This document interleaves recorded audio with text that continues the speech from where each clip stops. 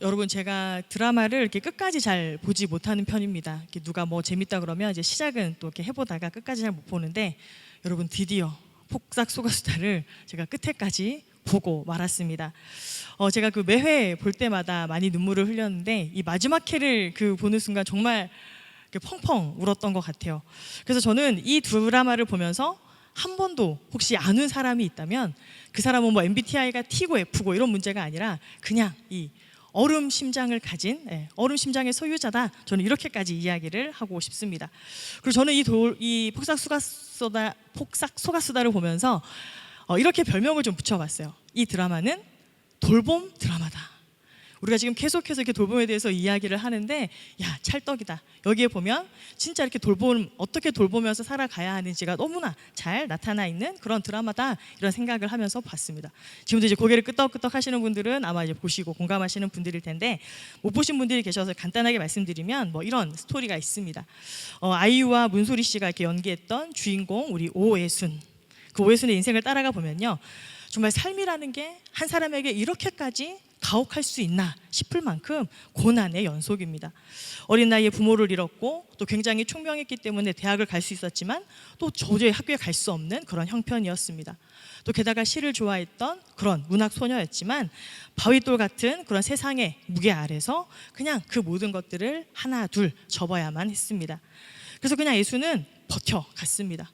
그냥 숨을 쉬듯이 그저 살아야 했으니까 그냥 그렇게 열심히 묵묵히 살아갑니다. 그러나 그래도 너무나 감사하게 그의 곁에서 이 양관식 씨, 정말 세상에 이런 이 사랑을 줄 수 있는 사람이 있을까 싶은 그 남편, 이제 결혼해서 행복하게 이제 사는가 싶었는데, 그만 사고로 이 셋째 아들 동명이를 잃어버리고, 또 이제 그렇게 이 사랑하는 남편과 자식들을 헌신적으로 이제 바라지를 하면서 그렇게 이제 중년의 삶을 살아갑니다. 그래서 이렇게 영원한 오해순의 편인 줄 알았던 그 양관식이 이제 조금 그 노년의 삶이 좀 풀려서 이제 한번 행복을 누려보나 싶은 그 순간, 그만 또 병으로 이 세상을 떠나게 됩니다. 그래서 이 드라마를 보면서 또 특별히 우리가 한 사람에게 이토록 많은 고난과 그런 어떤 상실들이 반복해서 계속해서 쏟아지게 될 때, 우리는 마음속으로 이런 질문들을 하게 됩니다. 저건 해도 너무한 거 아닙니까? 꼭 저렇게까지 해야 합니까? 왜 저 사람에게 저런 일들이 일어나야 합니까? 그런데 이 드라마가 전하고 싶은 것은요, 고난 자체였다라고 생각하지 않습니다. 예수는 자신의 꿈을 잃고도 자신을 사랑했던 사람들과 또 다시 누군가를 사랑하면서 그렇게 살아가는 그 모습들을 우리에게 아주 절절히 보여줍니다.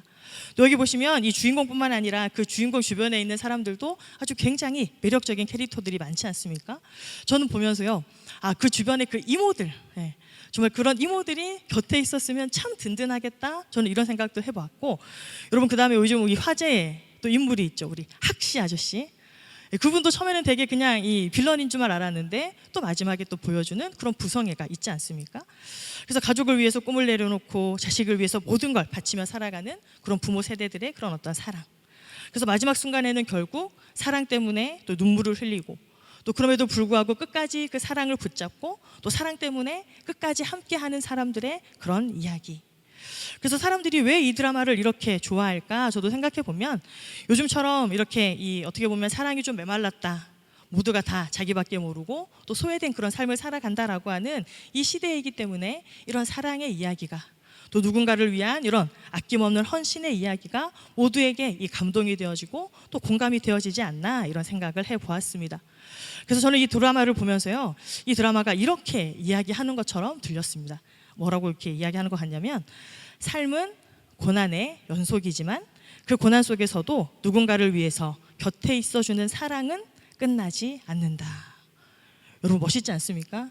작가의 말이 아니라 그냥 저의 말입니다. 이 드라마를 이제 쭉 다 보고 그 16편 막 펑펑 이 꺼이꺼이 눈물을 쏟아내면서 제가 내린 그 결론입니다. 이 삶 가운데 우리도 그렇잖아요. 각자의 삶 속에서 자신들만이 겪는 자신의 무게의 그런 고난들이 있습니다. 그런데 그 곁에 또 누군가 함께 있어주는 이들이 있다면, 그리고 함께하는 그 사람들의 그 사랑은 우리의 삶 가운데 끝나지 않는다. 오늘 우리가 함께 읽었던 이 룻기의 말씀도 사실 시작이 그러합니다. 오늘 읽을 말씀의 그 배경을 보면요, 룻기 1장 1절에 이렇게 시작되죠. 사사들이 치리하던 그때. 이 사사들이 치리했던 그때가 어떤 이 시기였냐면, 사사기를 읽어보면요, 이러한 구절들이 계속해서 반복되는 그런 구절이 있습니다. 각자 자기 소견에 옳은 대로 행하였다. 즉 사사들이 이 치리했던 시대가 어떤 시대냐면, 전쟁도 많았고 약탈도 많았고 또 그로 인해서 기근도 많았고 또 영적으로도 굉장히 침체되고 타락한, 그냥 쉽게 이야기하면 한마디로 이렇게 엉망진창의 그러한 환경. 그런 가운데 사람들은 저마다 다 자신의 그런 삶의 무게를 지고 힘들고 어렵게 살아가는 그 시대를 이야기합니다. 그런데 이때 이스라엘에 설상가상으로 기근이 들었고 큰 흉년이 있어서 한 가정은 생계를 위해서 이제 고향을 떠날 것을 결심하였습니다. 그게 누구의 가정이었냐면 엘리멜렉의 가정이었습니다.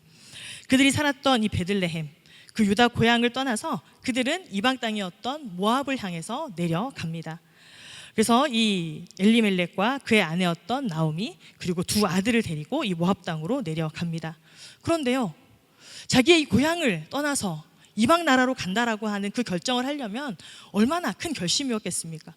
그리고 내가 그 다른 나라에 가서 한번 잘 살아보겠다라고 하는 그런 각오가 담겨 있을 겁니다. 그런데 놀랍게도요, 그곳에 떠나서 이 모압에 가서 얼마 지나지 않아 이 엘리멜렉이 죽게 됩니다.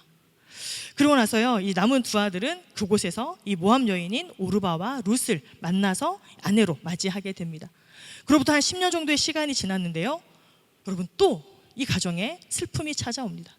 이 두 아들마저도 자식 없이 세상을 떠나게 된 셈입니다. 자, 이제 이 가정에 누가 남았습니까? 엘리멜렉의 아내였던 나오미가 남았고 또 그 두 아들과 결혼했던 이제 두 며느리 오르바와 룻이 남게 되었습니다. 공교롭게 이 세 여인의 공통점이 생겼죠. 어떤 공통점입니까? 과부라고 하는 공통점이 생겼습니다. 그런데 여러분, 지금도요, 사실 이렇게 이 아내 혼자서 경제활동을 하는 거 사실 어려운 일입니다. 그런데 이 고대 시대에서는요, 남편이 없이 여성들이 한 집안의 가장으로서 살아간다라고 하는 것은 굉장히 어려운 일이었습니다. 여기는 설상가상 가문의 대를 이을 자손마저도 없는 상태, 그냥 이 시어머니와 이 며느리 둘, 그렇게 과부 셋만 남아있는 그런 상황이 되었습니다. 여러분, 이 과부라는 존재는요, 이 사회에서 어떤 법적인 보호도 제대로 받을 수 없었고 사회적인 안정망도 제대로 갖춰져 있지 않은 그런 삶을 살아야만 했던 그런 존재였습니다. 어떻게 보면 스스로를 지킬 수 없고 스스로의 삶을 지탱해 나갈 수 없는 아주 연약한 그런 존재들이었습니다. 우리 청년드림 여러분, 오늘은 어떤 주일입니까? 우리 장애인 주일로 지금 같이 예배를 드리고 있습니다. 여러분, 이 장애인 주일은 우리가 단순히 그들을 배려하자 이러한 생각들을 나누는 그런 시간들이 아닙니다. 우리가 사람을 어떤 눈으로 바라보아야 하는지, 그것들을 다시 우리 마음속에 되새기는 그러한 주일이 되어야 합니다. 장애가 있든 장애가 없든, 성공을 했든 실패를 했든, 우리가 어떤 사람들을 바라볼 때 그 사람의 필요나 아니면 그 사람이 가지고 있는 그런 한계들을 우리가 먼저 보는 것이 아니라 존재 자체를 귀하게 여기시는 하나님의 시선으로 사람을 바라보는 법을 다시 일깨우는 시간, 그것이 장애인 주일입니다. 사랑하는 여러분, 여러분들은 누군가를 바라볼 때, 어떤 사람들을 바라볼 때 어떤 시선을 가지고 바라보고 있는지, 여러분 스스로 한번 그런 질문들을 가지고 오늘 이 말씀을 같이 나누었으면 좋겠습니다. 오늘 우리 본문 6절과 7절의 말씀 다시 한번 읽어보겠습니다. 시작. 그 여인이 모압 지방에서 여호와께서 자기 백성을 돌보시사 그들에게 양식을 주셨다함을 듣고 이에 두 며느리와 함께 일어나 모압 지방에서 돌아오려 하여 있던 곳으로 나오고 두 며느리도 그와 함께하여 유다 땅으로 돌아오려고 길을 가다가. 아멘. 여러분, 이 룻기의 이야기도요, 바로 삶을 바라보는 그 시선이 바뀌는 곳에서 지금 시작되고 있습니다. 자, 여러분, 나오미는 모압 땅에서 더 이상 남편도 없고 자식도 없고 그냥 이방 며느리들과 거기서 살 수 없다라는 것을 결단합니다. 그런데 그때쯤 이 나오미가 어떤 소식을 듣게 되냐면 여호와께서 자기 백성을 돌봐보셨고 또 그들에게 양식을 주셨다라고 하는 소문을 그가 듣게 됩니다.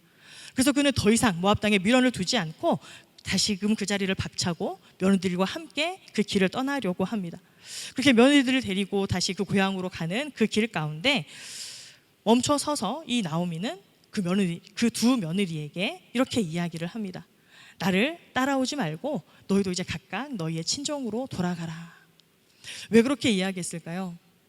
사실 나이도 많고 이 쇠약했던 나오미의 입장에서는 이 젊은 며느리들과 함께 자신의 고향으로 돌아가면 훨씬 자기에게 힘이 되지 않았을까요? 그런데 이 나오미는 그 며느리들에게 그렇게 이야기하는 거예요. 나에게는 너희들을 다시 시집을 보내줄 그런 능력도 없다. 너희의 인생을 내가 책임져 줄 수 있는 그런 수단도 없다. 내 딸들아, 그러니까 너희는 너희의 그 친정으로 돌아가는 것이 옳다. 어떻게 보면 굉장히 이 품격을 갖고 있는 그런 시어머니의 그런 이야기처럼 들립니다. 그래서 어머니의 이 이야기를 듣고요, 두 며느리는 이제 함께 부둥켜 안고 웁니다. 자, 그런 다음 이제 결정을 해야 되잖아요. 그래서 오르바라고 했던 그 며느리는 너무 안타깝지만, 너무 가슴이 아프지만 현실적으로 또 어머니의 말이 맞기도 하여서 자신의 고향으로 돌아갑니다. 어떻게 보면 너무나 당연한 선택이죠. 아무도 이 오르바의 선택에 비난을 할 수 있는 사람은 없을 겁니다. 자, 그런데 룻은 어떻습니까? 룻은 우리가 도저히 그냥 어떻게 보면 논리적으로, 어떤 현실적으로 보았을 때 도무지 이해되지 않는 그런 선택을 하고 있습니다. 누가 봐도 뻔한 그런 고통의 길, 아무것도 보장이 되지 않은 그 길을 선뜻 따라 나서겠다 이야기하고 있습니다. 우리 16절의 말씀을 다시 한번 읽어보겠습니다. 시작. 룻이 이르되 내게 어머니를 떠나며 어머니를 따르지 말고 돌아가라 강권하지 마옵소서. 어머니께서 가시는 곳에 나도 가고 어머니께서 머무시는 곳에서 나도 머물겠나이다.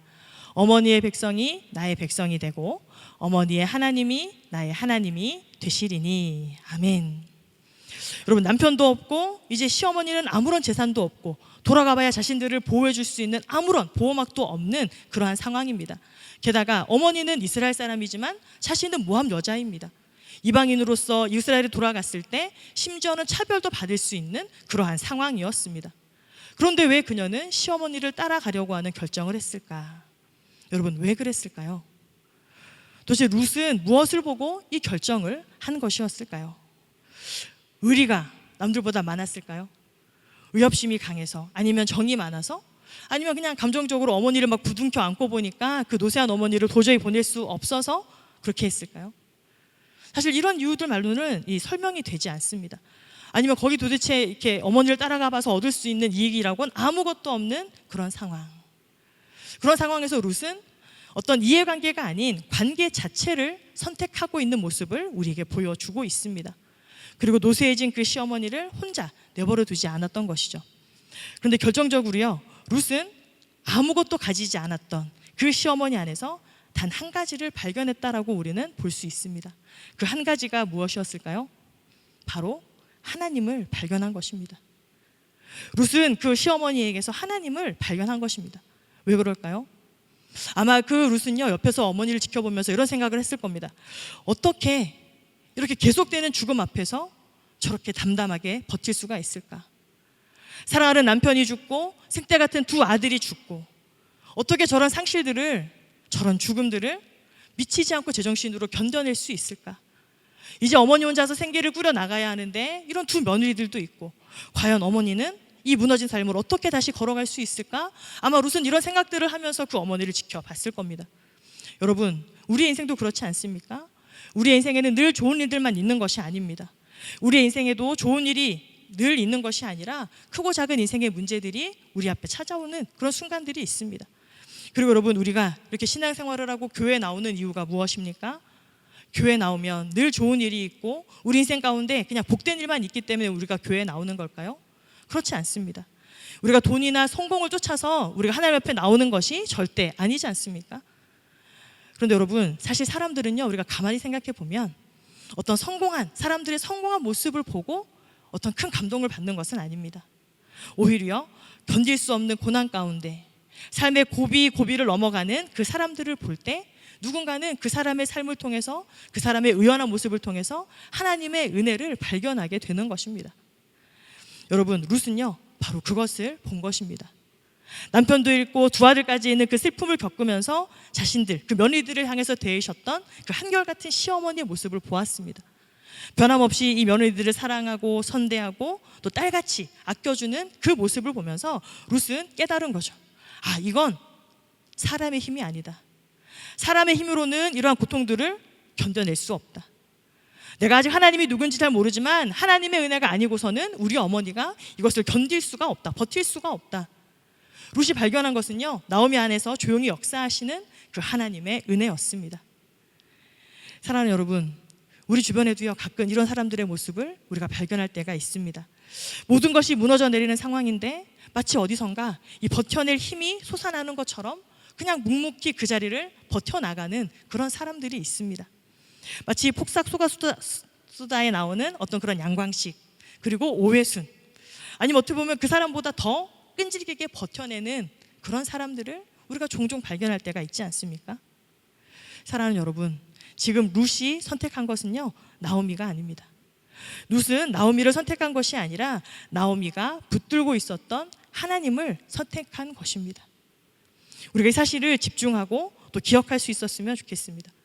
여러분, 룻이 선택한 것이 무엇이라고요? 룻이 선택한 게 뭐라고요? 룻이 나오미, 시어머니를 선택한 것이 아니라 그 나오미가 붙들고 있었던 그 하나님을 붙들었다. 자, 그렇다면 여러분, 다시 한번 이 룻의 모습을 우리가 더 집중해서 보기를 바랍니다. 여러분, 룻은 그냥 단순히 어머니에게 어떤 감정적으로 제가 그냥 끝까지 갈게요, 아니면 그냥 도리적으로 자신의 의무를 지키기 위해서 그 어머니를 따라가고 있는 것이 아닙니다. 룻의 고백을 다시 한번 볼까요? 어머니의 하나님이 나의 하나님이 되실 것이다. 앞에 다른 말들도 많이 했지만 여러분, 이 고백은 굉장히 놀라운 고백입니다. 여러분, 이 고백은 어떤 고백입니까? 그녀의 삶의 기준이 완전히 바뀌는 그런 선언입니다. 자신의 삶 전체가 바뀌는, 어떻게 보면 이 신앙의 고백이 담겨 있는 그러한 말입니다. 그동안 자기가 살아왔고 붙들어왔던 자신의 정체성과 소속과 미래 전체가 다 바뀌어버리는 그러한 고백인 겁니다. 어머니의 백성이 나의 백성이 되고, 또 어머니가 섬기는 그 어머니의 하나님이 이제 나의 하나님이 되실 것이다. 여러분, 이스라엘 백성들에게는요, 특별히 보호해야 될 세 부류의 약자들이 있었습니다. 혹시 기억하십니까? 성경을 읽어보면 하나님께서 이스라엘 백성들에게 이 세 부류는 늘 너희들이 잘 보살펴야 한다 당부하신 부류가 있습니다. 바로 객, 고아, 과부. 그런데 여러분, 지금 룻이 어떻습니까? 이 세 가지의 약함을 지금 다 가지고 있습니다. 그녀는 모압, 이방인이었죠. 또 고아였죠. 남편을 잃은 그런 과부의 지금 위치 가운데 있습니다. 이스라엘 사회 안에서는 아무런 그런 보호도 보장도 권리도 없는 그러한 삶을 지금 살아가야 하는 그러한 형편 가운데 있습니다. 그런데 룻이 어머니에게 내가 죽는 날까지 어머니와 함께 하겠습니다. 내가 아무런 이득을 보는 것도 없고 보장을 받는 것도 없지만 룻은 그렇게 관계와 믿음과 사랑을 선택하는 모습을 우리에게 보여주고 있습니다. 사랑하는 여러분, 우리는 이 룻의 선택을 통해서요, 진정한 헌신이 무엇인지 배울 수 있습니다. 하나님을 본 사람, 그리고 하나님을 신뢰하는 사람이 보여주는 진짜 헌신의 모습을 우리에게 보여주는 겁니다. 여러분들은 사람을 볼 때 무엇을 먼저 보시나요? 제가 설교 초반에 여러분들에게 이 질문을 한번 계속 가지고 가자고 말씀드렸습니다. 혹시 우리가 사람을 볼 때 그냥 무심코 그 사람이 가진 배경, 환경, 능력, 아니면 저 사람과 내가 깊이 관계를 가지면 나에게 어떤 도움이 될까, 어떤 이익이 생길까, 이런 것들을 먼저 보고 있지는 않습니까?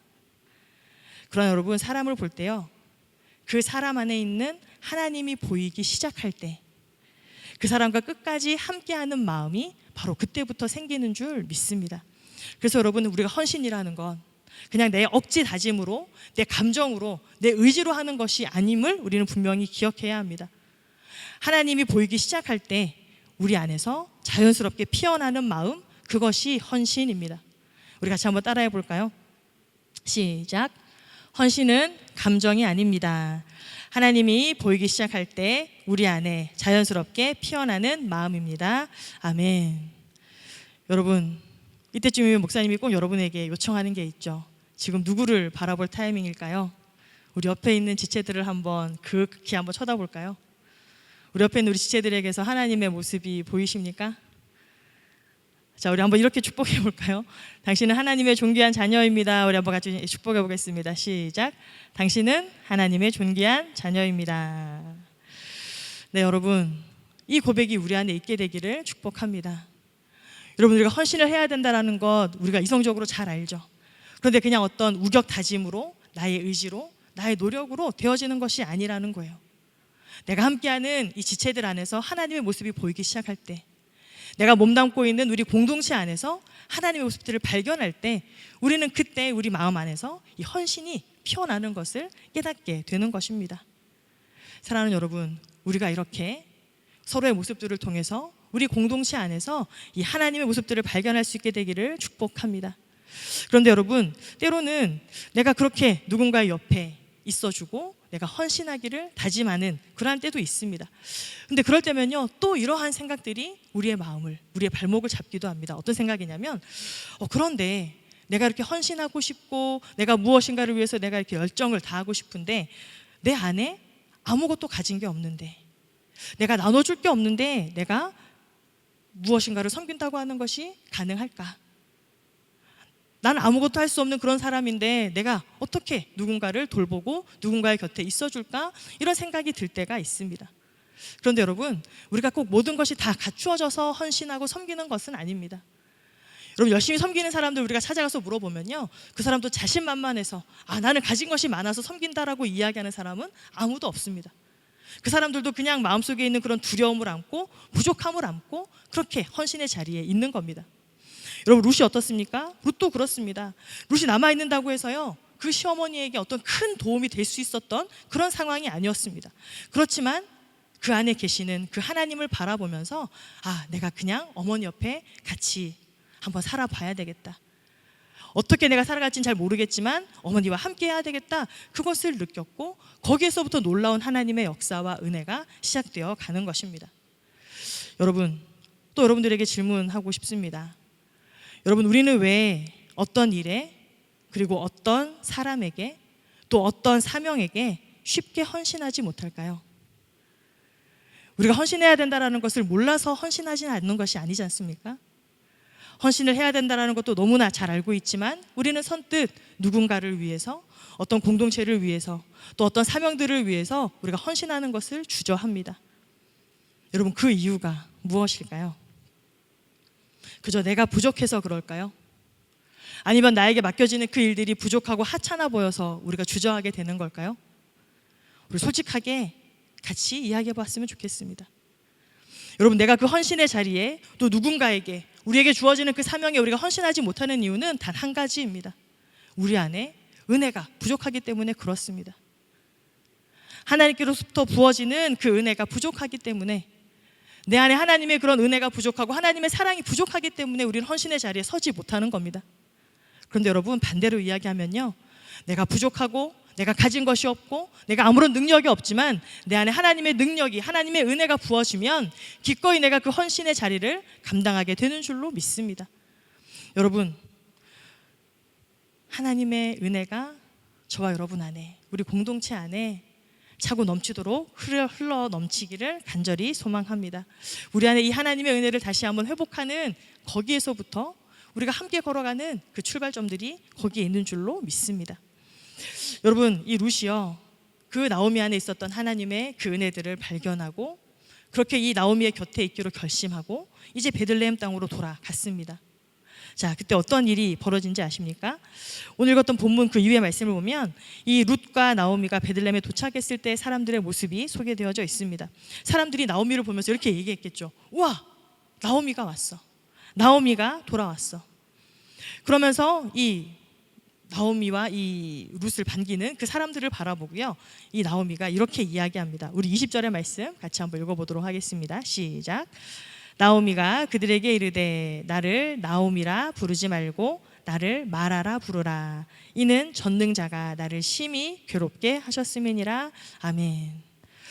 여러분, 나오미를 보고 나오미라고 불러야지 뭐라고 부릅니까? 그죠? 그런데 보시면 그 나오미 이름의 뜻이 있습니다. 나오미의 이름의 뜻이 뭐냐면 기쁨, 즐거움, 유쾌함이라는 이름의 뜻이 있었습니다. 근데 사람들이 자기가 돌아온 것을 보고 막 멀리서 와, 나오미 왔어, 나오미 왔어 이야기를 하는데 그게 너무나 마음이 아팠던 거예요. 그러면서 나를 이제 나오미, 기쁨이라 부르지 말고 마라, 쓴맛이라고 불러달라, 이렇게 이야기합니다. 여러분, 이 마라라고 하는 것은요, 그 이스라엘 백성들이 그 광야에서 이 시냇물을 발견했는데 너무나 도저히 써서 마실 수 없는 그 시내를 보고 이제 마라라 이름했던 그 이름이 바로 마라입니다.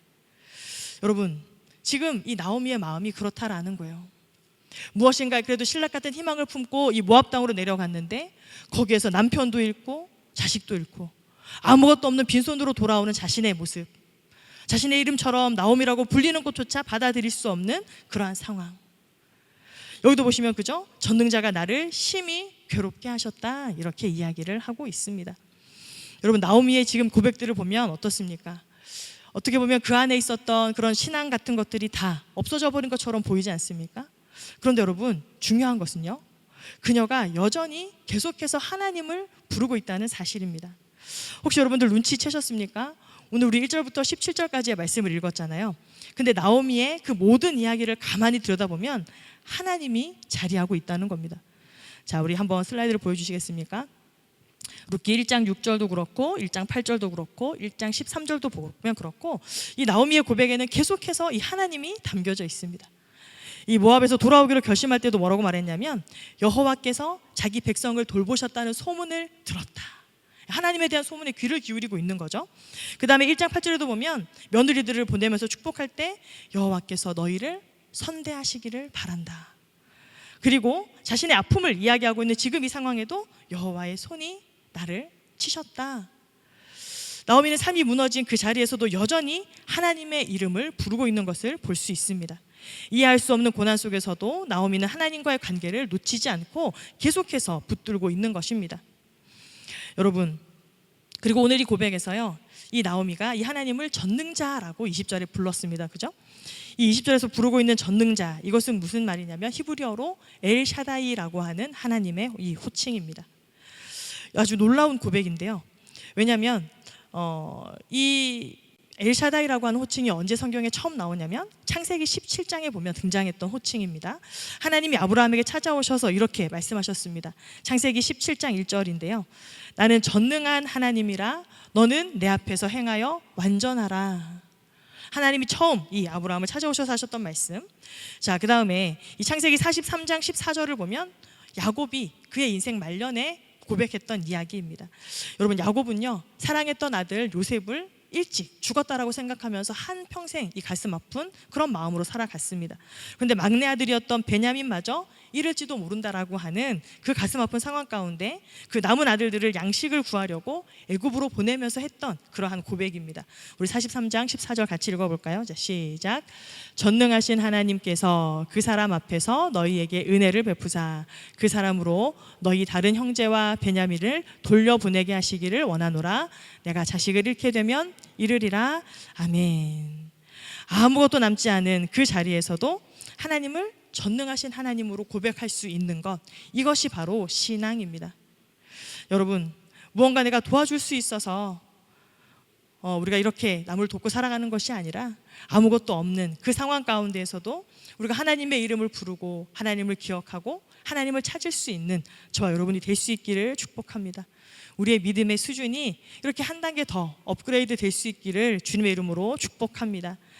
여전히 하나님이 내 삶 가운데 아무것이 없지만, 여전히 내 삶 가운데서 늘 고난이 찾아오고 위기가 찾아오지만 하나님이 나와 함께 하시고 내 기도에 응답하시고 하나님이 내 삶을 채우시고 나를 붙들고 계신다라고 하는 이 고백을 할 수 있는 것이 진짜 믿음이고 이것이 우리 믿음의 실력입니다. 우리가 이 실력들을, 이 믿음들을 가르칠 수 있게 되기를 축복합니다. 그리고 룻이 바로 이 신앙을 그의 어머니에게서 본 것입니다. 아무 것이 없고 마치 하나님께로부터 모든 것을 다 버려진 것 같은 그런 상황 가운데 놓여 있었지만 하나님을 향한 신앙이 살아있는 그것을 보면서 그렇게 어머니를 따라갔던 그 룻. 여러분, 이렇게 룻이 그냥 손해를 보는 것 같은 그런 선택이었지만 하나님을 따라가는 그런 선택을 했습니다. 그리고 룻과 나오미는 고난 속에서도 하나님이 누구신지를 놓치지 않았습니다. 그래서 우리가 이 여정을 희망의 여정이라고 부를 수 있습니다.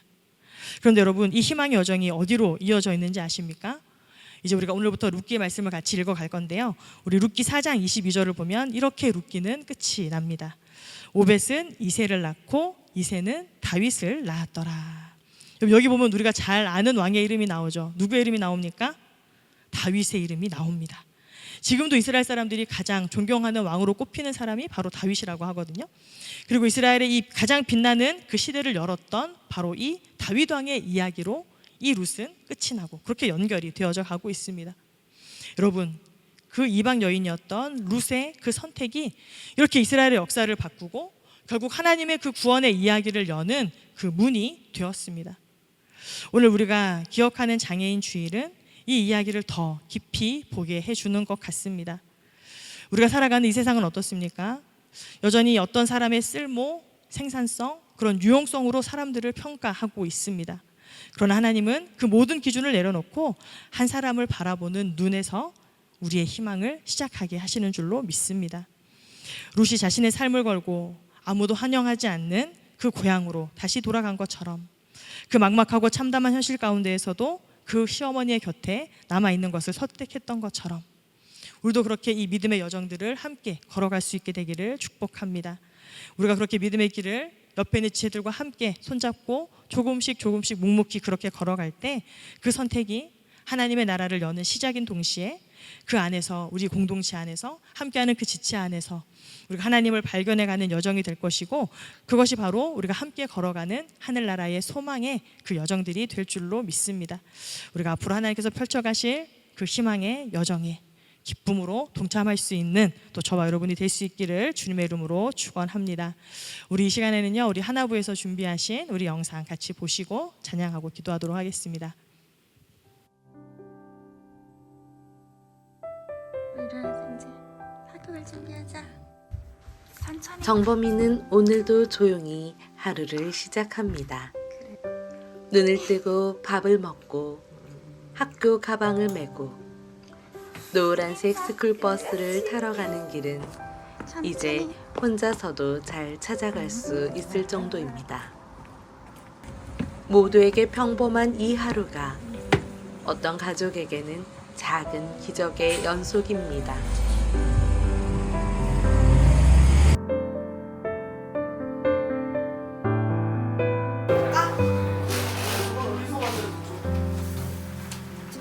자, 1번방 후손.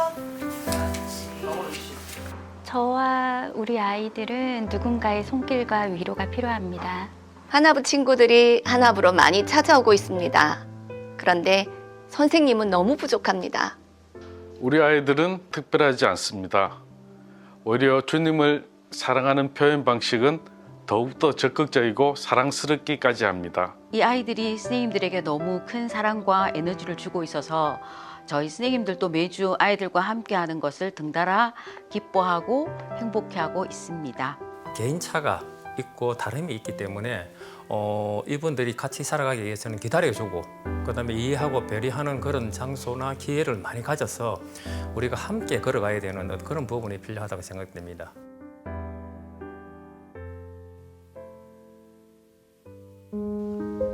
작은 손이 또 다른 작은 손을 붙잡을 때에 세상은 조금 더 따뜻해집니다. 아이의 미소가, 부모의 눈물이, 선생님의 손길이, 하나님의 사랑이 이 땅에 흘러가는 통로가 됩니다.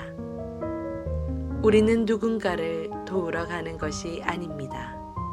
우리는 서로를 일으키는 길 위에 함께 서 있습니다.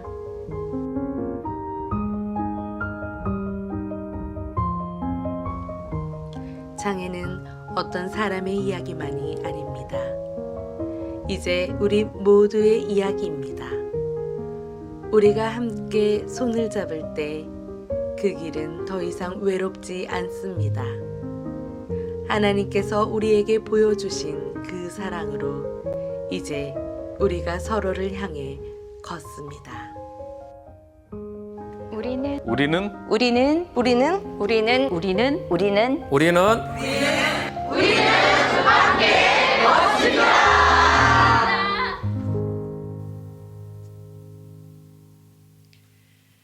네, 사랑하는 여러분, 하나님께서 펼쳐가실 그 희망의 여정에 우리가 기쁨으로 함께 참여하는 우리 모두가 되었으면 좋겠습니다. 우리 믿음을 담아서 우리 함께 찬양하도록 하겠습니다.